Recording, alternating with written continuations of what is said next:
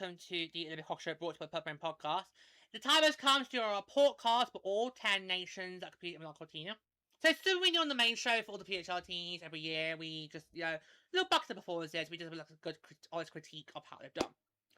On the last episode, we did the bronze medalists. So this time, we go to the silver medalists, and that, of course, was Team Canada. That was Team Canada. So across their 7 games in total, so their 4 group games, plus their quarterfinal, semi-final, and then gold medal matches, Switzerland had a record of 5 regulation wins, no overtime wins, 1 overtime loss, and 1 regulation loss. In terms of goal differential, they scored 22, conceded 10. So that is a plus 12 in terms of goal differential, 16 points. So, right. Oh, I kind of wish Lady was here. Especially she was going to taste how Canada did. Despite the fact she used the USA with me. But, Lady, of course, follows the rivalry series. And if you check out the regular season episodes, what we had that happened during the rivalry series, Lady came on. She gave me a recap of how they went. And she was really not impressed with Canada's performance.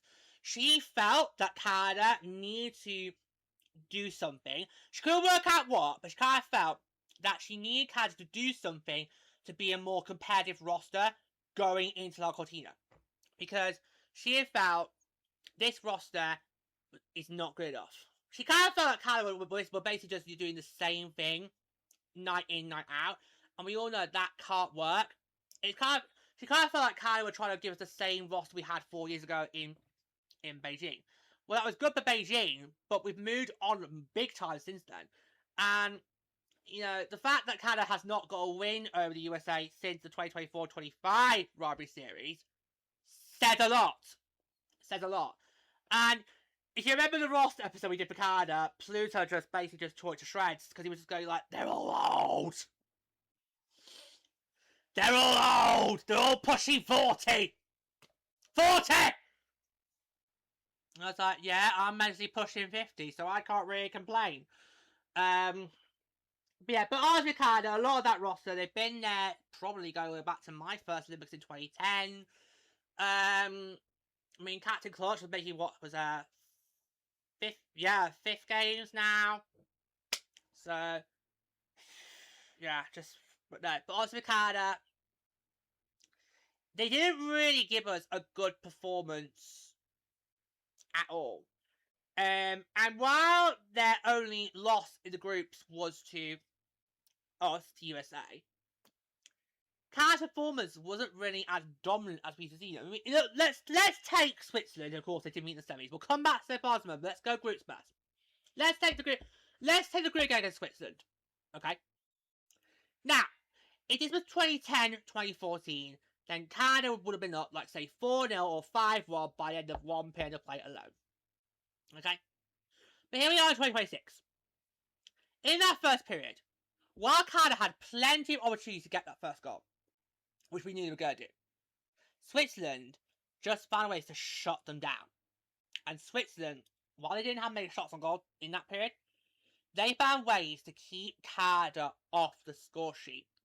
On the one hand, I think, good for you, Switzerland. That's so impressive. Well done. At the same time, you're thinking, Canada, care to explain yourselves? Should you already put this one to bed by now?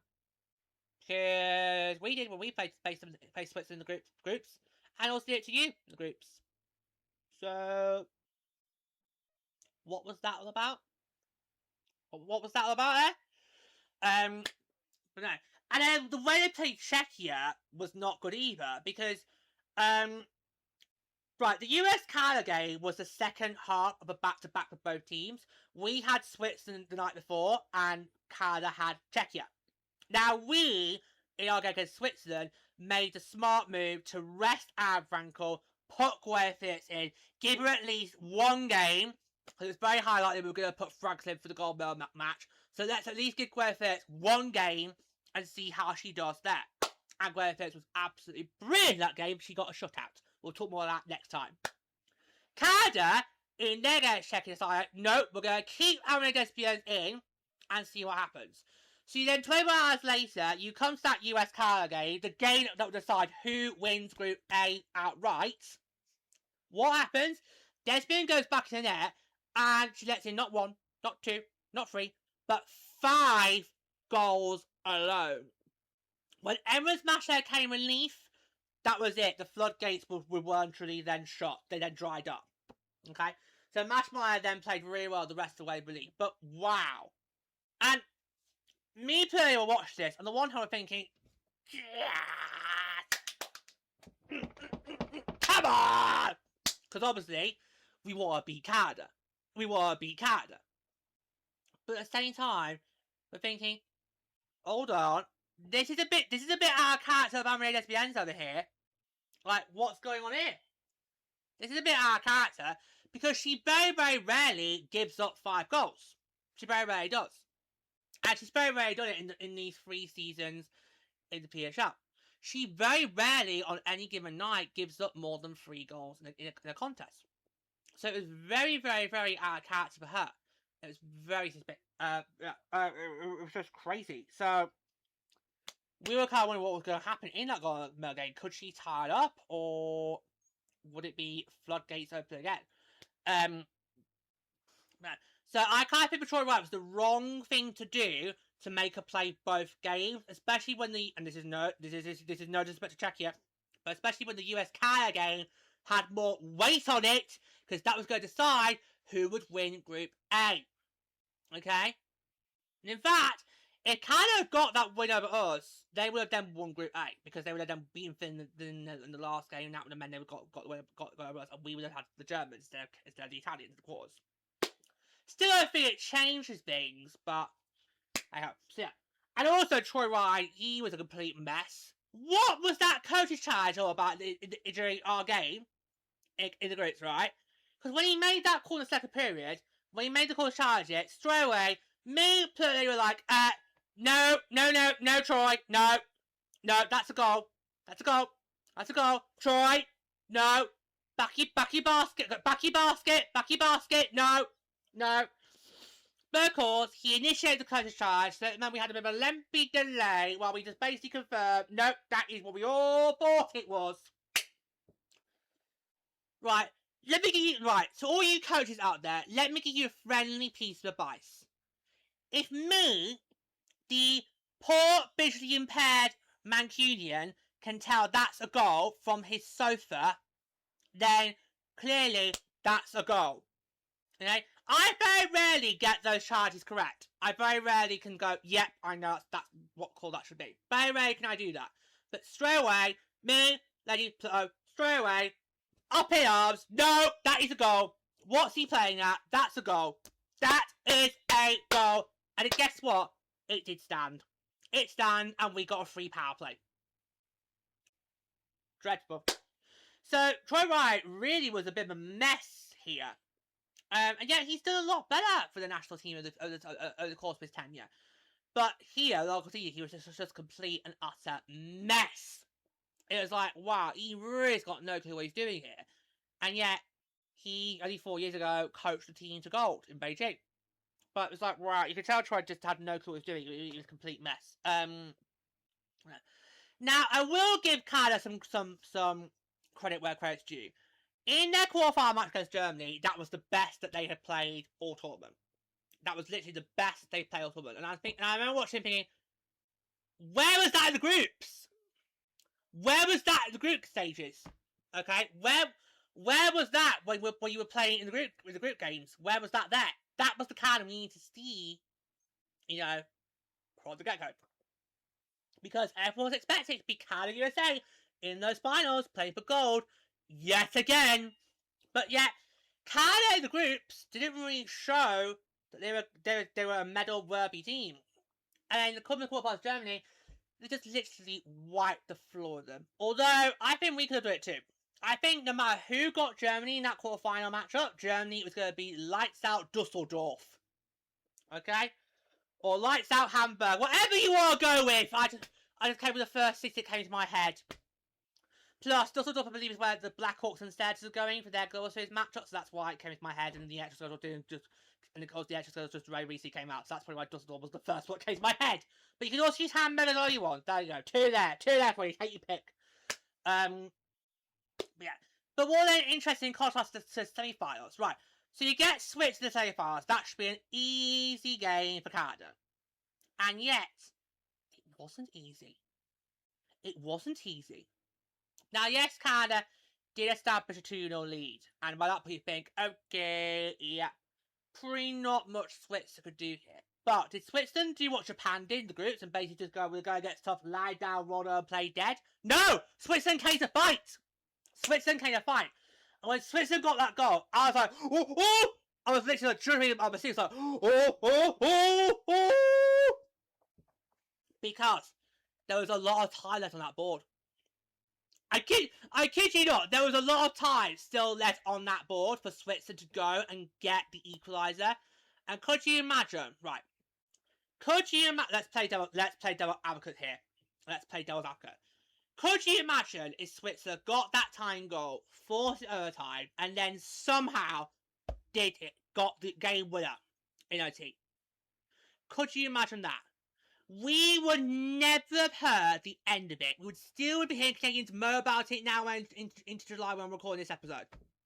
We would never have heard the end of it. They would be demanding Troy Wright and Gia Kingsby to be burnt at the stake like witches. They would have their heads on a stake. Alright?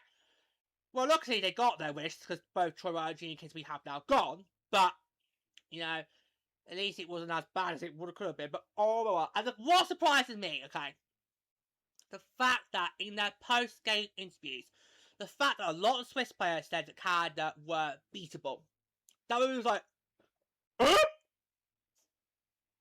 Oh, hold on. Wait a minute here. If I only got time on it. Wait a minute here. Wait a minute here, guys. Wait a minute. Hold on. Wow, hold on. Right. A team like Switzerland said a team like Canada is beatable. Answer a fucking postcard, please, Troy! Wow. But you have to wonder if there's like 5 more minutes in that game, would Switzerland have done it? Would Switzerland have done it? Would they have done it? Who knows? We'll never know. Who knows? But oh my god, wow. So the fact that Switzerland, in their post-game interviews to the press, were saying that Canada's beatable, that should have been basically alarm bells ringing, go DEFCON 1, that Canada really should be nowhere near that gold medal. And I remember going into the gold medal game thinking, that's ours. That's ours. Because I felt that Canada had not played good enough for me to be able to say, oh yeah, well done, great tournament, you guys both deserved it. No. I mean, 4 years ago, I did say that. I did say that 4 years ago, because I felt 4 years ago, I felt we did not play as well as we could have done in that gold medal game. So 4 years ago, I did say that. And I did say it again in Sochi. And I said it in Vancouver. It was my first games. Okay? So, I can, when credit is due, I can, in the women's game, I can recognise game, and I can recognise when I've been beaten by the better team. But, if Canada had got that win in the gold medal game, I could not do it this time. Because I just felt, for me, for what I've seen over these past 3 weeks, what I've seen has not been good enough compared to previous tournaments. Okay? So, when Christian O'Neill got that goal in very early second period, it was a short-handed goal, by the way, guys. It was a short-handed goal. It was very early that second period. It was like, uh-oh.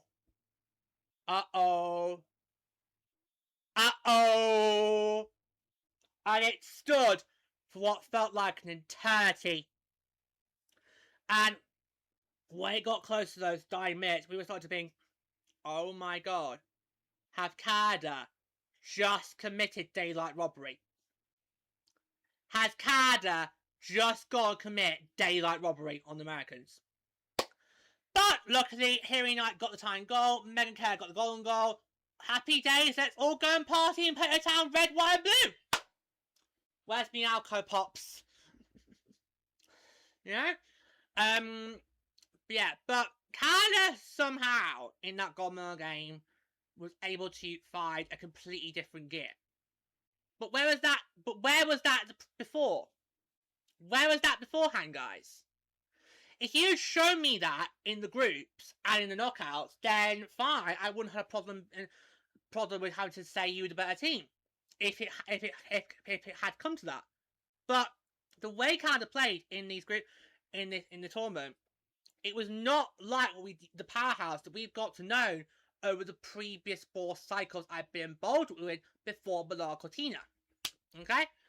Because I can remember those games that Canada in previous cycles where they have been nightmares to watch because the stress just, got to me. I am never going to forget the gold medal game in Pyeongchang because literally, I genuinely thought I was going to have a heart attack. That shootout, it went on and on and on and on.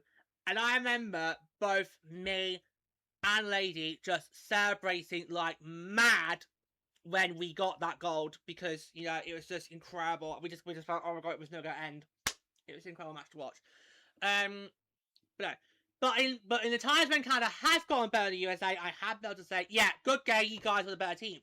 But if that happened this time, I wouldn't be able to say. I would have had to say it through gritted truth. I would have had to say it through gritted truth. So I just felt it in. I felt it in. So you know what? In a way, it's kind of good that both Troy Ryan and Gia Kingsbury have now left the program. And following Milano-Cortina, there was a lot for a lot of few weeks afterwards. There was a lot of he said, she said about were they staying, were they going. But they are both gone. Coming at the time of recording this episode in July, we still have not got their replacements yet.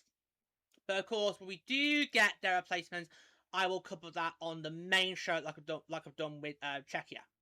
Okay, so any international news, we do it on the main show. Okay, so that's what we do it on the main show. So as soon as I get that news, we will of course bring that to you guys. But does anyone else think the easy option would be to make Corey Shepray the heir apparent? Because Corey Shepray has done very, very well for both Canada and for the Victoire. She's the first female head coach to win the World Cup, by the way, guys. Just saying. So it would not surprise me if they think, oh, let's make Corey Shepray the new head coach because she kind of feels like the natural successor, the heir apparent. We'll see. I wouldn't have a problem with that. It's just, do I think that's the right move to take Canada to where they want to be? Because I feel for Canada, this should be your Beijing moment. Because 4 years ago in Beijing, when the USA lost the gold medal to Canada, we basically went away, went back to the drawing board, and worked out what changes do we need to make to put ourselves in a more stronger position in 4 years' time. And we did it.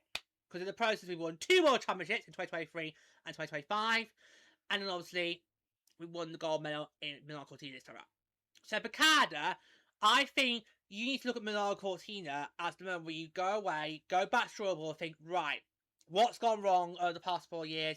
What are we not doing right? What changes do we need to make to put ourselves in a strong position in 4 years' time when we all go to the French Alps? Now, secretly, of course, I'd like the USA to make it back-to-back gold medals because they've not done that in their history, whereas Canada has. Canada has, in previous cycles, made it consecutive runs to the gold. We've not done that yet. So, secretly, of course, I want obviously USA to make it gold again in 2030, but I wouldn't mind, and Lenny wants it too, we wouldn't mind seeing a more competitive Canada in 2030. In fact, that's what she was praying going into Milano-Cortina. Lady said to me, I'm not sure if she said it on the record or not, but Lady said to me, look, obviously, like you and my partner, I was to win the gold, but I want Canada to be competitive. Because I don't think they've been competitive for over a year. And she's right, because obviously I, with her, obviously saw what happened at the World Championships. We both looked at it and thought, that was not Canada's finest. not Canada's bias. And then, obviously, back in November, December, the Milano-Cortina, obviously, ladies saw how badly Canada did in the series. Can you believe that in those 4 rubber series, right, they only played 4 rubber series games this past season. Canada lost all 4. Can you believe they got outscored 24-7? 24-7. Let that sink in, guys. Let that sink in. Wow. Just wow. So I feel for Canada, this was not your fire seller, and you need to do what we did 4 years ago. Go away, do some soul searching, and try and come back in 4 years' time and be more competitive. Yeah. So I think it's going to be very interesting to see how they go about with the balance groups in the World Championships. Obviously, it means we will not be seeing Canada groups. That's the first time in my involvement. So we'll see how that goes. That's going to be a bit strange, but might be helpful. Yeah, so Canada, despite having all those, those top veterans there, it just did not work. It did not work. You can't keep doing the same thing and expect the same results. You can't. You just cannot. You cannot. Okay, that is going to conclude this report card for Team Canada. Like I said, not their finest hour, but they're going to bring in a new general manager. They're going to bring in a new head coach, and we'll see if Canada can basically learn from what the USA did when they were in that position 4 years ago, because we managed to turn it around, and you guys can too. As much as Canada are my arch rivals, and I don't want to succeed, I do want them to be competitive, so I'd rather have a competitive game than a not competitive game against my arch rivals. Anyway, that's going to be all. Until next time, take care, and